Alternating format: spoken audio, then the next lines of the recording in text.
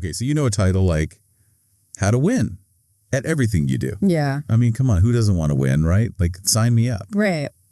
So that's what we're diving into today with this book by Tyler Andrew Cole. Yeah. It's an audiobook all about building a winner's mindset. I think you hit the nail on the head when you said who doesn't want to win. I mean, that's what's so appealing about a title like this. Right. But I do think what Cole does really well right from the get-go is he clarifies that this isn't about being like a cutthroat, super competitive person. Right. It's more about intentionality and in how you approach your life. Yeah. And having a strategic framework for the choices you're making and ultimately how that leads to success, however you define it. Before we go on with the podcast, I invite you to download the free bundle, which contains the ebook and an executive summary of all the chapters with the key takeaways. Click on the first link in the description to claim your free bundle now and maximize your learning potential. Now it's free, but it won't be for long, so make sure to grab it while you can. Yeah, it's funny you should mention that because he opens the book with this really great anecdote about being backstage, about to give a presentation. Okay. And having those nerves hit, but also that feeling of like, I'm going to do this thing. Oh, yeah. And I think we can all relate to that feeling in some way. Absolutely. And that feeling, that drive is what he argues is not some innate talent that you're born with. It's about cultivating what he calls a winner's mindset. Okay. Which is, really rooted in this idea of a growth mindset. Yeah. The idea that your abilities are not fixed and that you can learn and improve. It's so true. And that's good news for all of us. Yeah. Because it means that we are not stuck where we are. Exactly. But he goes on to further explain that people with this mindset, they achieve more because they're not afraid of the work. Mm-hmm. They're not afraid of the setbacks. They lean into the challenges. And I think that's what's so fascinating is that he connects this idea of wanting to win back to that growth mindset. It's not just about being like, oh, I'm just naturally good at this. It's like, no, it's really about embracing the process of growth and effort. Right. And that ultimately, that's what leads to greater achievement. Yeah. But, before you can actually win at something, you need to define what winning actually looks like. Yes. And that's where chapter 2 comes in, creating a clear vision. Oh, it's like he's reading our minds. Yeah. Right. Yeah. Creating a clear vision. Yeah. So he uses this analogy of a ship sailing along without a destination. Okay. And he's like, well, if you don't know where you're headed, then every direction is the right one. Right. And you just end up drifting. It's like that whole a goal without a plan is just a wish kind of thing. Totally. But I feel like he takes it to a deeper level. And this is where we're moving past this idea of just like, I want to win and getting really, really specific with what does it actually mean for you? Yeah. Like, what does that look like? So he talks about turning your desires into this really clear vision. Okay. And it's less about a dream in this instance and more about a decision that you're making about your future. Yeah. And this vision, it's more than just a dream, right? Right. It's this guiding force for your actions.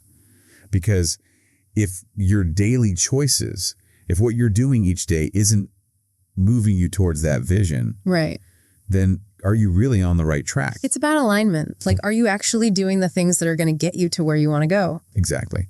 And he talks about how this vision can act as a sort of filter for your decisions. Yes. It's like a way to make sure that you are spending your time in the best way possible. You're putting your energy into the things that truly matter. And I think this is where he introduces a really, really powerful concept, and that is the personal vision statement. Ooh. And it's not just about like thinking about your vision, but actually writing it down. Yeah, I love that. Putting it out into the universe. Yes. Putting it out there, making it tangible. Yeah. Right? You can come back to it. Before we continue, I want to remind you that you can always find the free audiobook version of this book on the main Grow to the Top channel.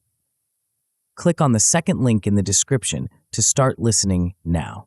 So with this personal vision statement, then, what makes it like truly effective? What are the components of a good one? So he says that there's a few key characteristics. Your vision statement needs to be clear. Okay. It needs to be something that you can actually visualize. Right. It should be inspirational. Something that really lights a fire. I like that. And it should be ambitious yet achievable. Uh-huh. So you're striking this balance between dreaming big but also staying grounded in reality. Right. But here's like the real crucial part. Okay. It has to be aligned with your core values. Because what's the point of achieving all these great things if it's not really who you are, you know? Exactly. It needs to have that resonance. Right. Because that's going to lead to true fulfillment. It's like finding that sweet spot where your aspirations and your values intersect. Absolutely. But okay, so you have your vision. Yeah. You've got this compass. How do you make it a reality? So then we move into chapter 3, which is all about setting achievable goals. Well, so it's like the natural progression. You've got the what, now we're moving into the how. So let's talk about goals. He brings up this idea of the SMART framework, which, let's be real. Right. We've all probably heard of this before. Yeah. But what I appreciate is that he doesn't spend a ton of time explaining the whole thing again. Right. It's more about why it matters Exactly. and how using it can really be beneficial for, someone who is maybe a little bit more type A, Yeah. enjoys structure, likes to have things planned out a little bit more. And for me, what I found really interesting was his discussion about the importance of the T in SMART goals. The time bound. Time bound, yes. Yeah. Setting deadlines for yourself, even for those smaller goals, Yeah. can be a game changer. Yeah. Especially for people who might struggle with procrastination. Yeah. It's like a little nudge from your future self to stay on track. Yeah, I like that. So speaking of staying on track, he acknowledges that life is messy. Oh, yeah. We've got all these different things pulling us in different directions. We've got multiple goals, responsibilities. It's really easy to feel overwhelmed. Absolutely. And this is where he brings in the idea of the importance versus urgency matrix. Okay. And now I don't want to get too bogged down in like explaining the whole thing, but Right. it's essentially a tool to help you prioritize. Okay. So you can imagine looking at your list of goals and tasks that you want to get done, but instead of just going about them randomly, you're categorizing them based on their importance and their urgency. Okay. And this is where it gets really interesting because he talks about this person who is completely stressed out because they're trying to learn a new language, renovate their kitchen, and write a novel all at the same time. Yeah. And it's like, whoa, hold on. Let's prioritize a little bit. Yeah, at the step back. So the matrix can help us figure out like, okay, what do I really need to be focusing on right now? What actually moves the needle and maybe what can, wait a minute. Exactly. It's like being really intentional with your energy. Yeah. Because none of us have unlimited time and energy. We can't do all the things all the time. Right. So picking and choosing is so important. Right. And I love how he acknowledges that even with the clearest vision, even with like the most perfectly set goals and you got it all planned out, you're still going to hit some bumps in the road. Oh, absolutely. Like life happens. Yeah, life definitely happens. So he talks about building resilience. And this is something I know is super important to you. Oh, for sure. So chapter 9 was really interesting because he was talking about how, things aren't always going to go according to plan. Right. It's more about how you handle those curveballs. It's that reaction that really makes a difference. Exactly. And I love how he ties it back to the growth mindset. Yeah. Because it's like, okay, maybe it's not a failure. Maybe it's just feedback. It's an opportunity to learn and grow. It's like that saying, what doesn't kill you? Makes you stronger. Yes. And he gives this great story, I think, about a time that he was launching this product Okay. and everything that could go wrong went wrong. Production delays, marketing mishaps, you name it. Wow. So what did he do? Yeah. So he talks about how he just wanted to like give up, Yeah. throw in the towel, but then he realized that that wasn't really going to solve anything. So what he did was he took a step back. Okay. He reevaluated the situation and he actually came up with a new plan. Oh, wow. He adjusted his timelines. He like rallied his team. And ultimately the launch, even though it was delayed, Yeah. ended up being even more successful than they had anticipated. That's incredible. So he really turned that setback into a triumph. He did. And I think what's so cool about that is sometimes it's not just about bouncing back. It's about pivoting. Totally. It's about adapting your approach. Being flexible, being resourceful. Yes. And I would even say a little bit stubborn. Okay. But in the best way possible, like that refusal to just give up on your vision Right. because things get hard. Yeah. And I feel like that's easier said than done. Oh, 100%. Like building resilience is a skill, Oh, yeah. It takes time and practice. right? So are there any like practical things Yeah. that he talks about that we can actually use to help us build resilience? He has a whole section on building mental and emotional resilience. Okay. And one of the things he talks about is reframing negative thoughts.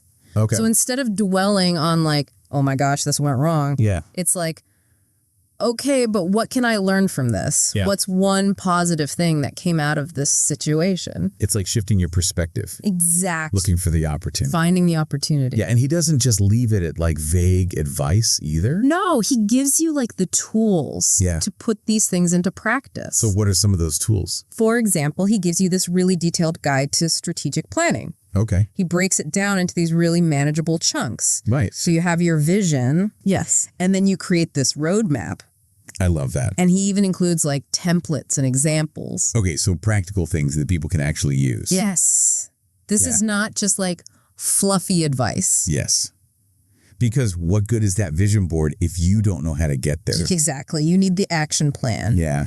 And then he goes beyond just the planning. He talks about execution. Okay. And how it's an ongoing process. It's a journey. It is. It's not just like a one-time thing. Right. And he talks about the importance of building a strong team. Okay. Effective delegation. Yes. And this one, I think you'll appreciate, overcoming procrastination. He's speaking my language. But one of the things that I have found most impactful was his emphasis on understanding your competitive landscape. Because even with the best plan, you're not operating in a vacuum. Right. It's like you need to know who else is out there. Yes. Who else is playing the game? What are they doing? What are they doing? And how can you set yourself apart? Yeah, like what's your competitive edge? Yeah. How are you different? Exactly. And he gives you frameworks for analyzing your competition. Okay. Figuring out their strengths and weaknesses. Right. So you can find that unique edge. It's like knowing the playing field, but also anticipating their next move. Yes. Always be one step ahead. I like it.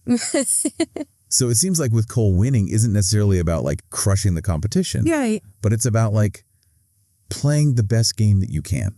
Yes. Bringing your A game. Yeah. And that requires a multifaceted approach. What does that mean? It means that you can't just like work hard, although that is definitely a part of it. Yeah. But you also have to think strategically. You have to be willing to learn and adapt. Right. And you have to truly believe in your ability to achieve your goals. You have to have that belief. You have to, because if you don't, who will? It's about embracing the entire journey. Yes. The ups, the downs. All of it. And never losing sight of that vision that you set out with. Exactly. That's what's going to keep you going. Like that North Star. Yeah. It's about having that unwavering belief in yourself and what you're working towards. Yeah. And, you know, he also talks about surrounding yourself with the right people, like people who are going to support your vision, but also challenge you to grow. Right.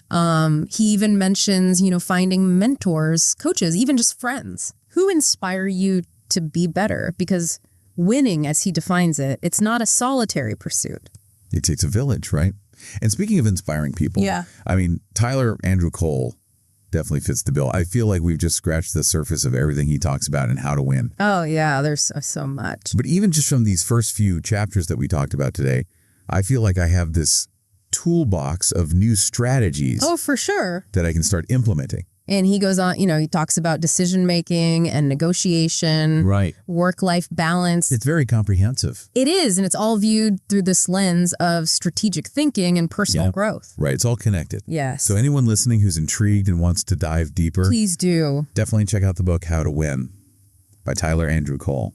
But before we wrap up, we wanted to leave you with one final thought, something to ponder. Okay. If you could truly win at anything. Yeah.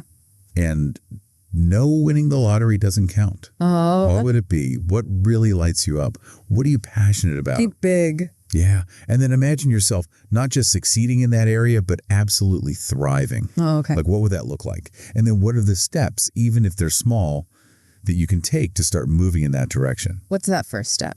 Yeah. Because here's the thing. A growth mindset, setting clear goals, building resilience, those tools aren't just for some like abstract idea of success. Right. They're for anything you want to achieve in life. Yeah. So go out there and make it happen. Yeah, you got this.